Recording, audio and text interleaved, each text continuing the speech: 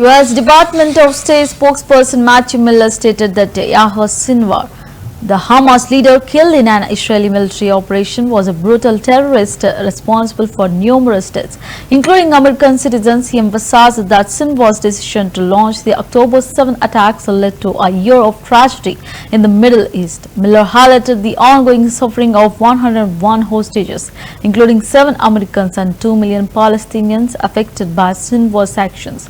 He called for a different path forward, reiterating the U.S. commitment to securing the release of hostages, ending the conflict, alleviating Palestinian suffering and supporting the rebuilding of Gaza. Yahya Sinwar, the leader of Hamas who was killed in an Israeli military operation in Gaza yesterday, was a brutal, vicious terrorist responsible for the death of American citizens, Israelis, and civilians from more than 30 countries across the world.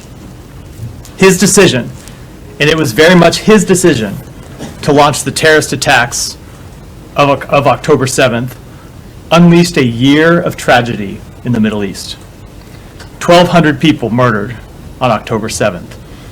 254 hostages kidnapped and hauled into Gaza, including children, infants, elderly, and men and women of all ages.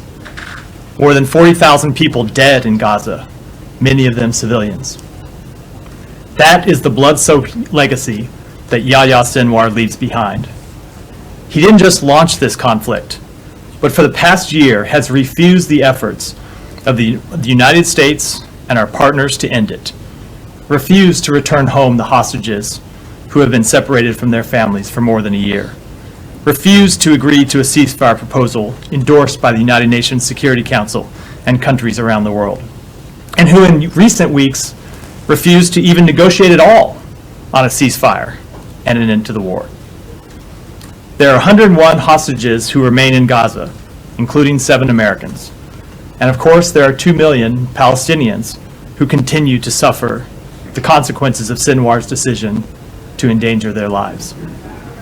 The path that Sinwar wanted for the region, death, destruction, instability, chaos, is a path that we know the people of the region reject.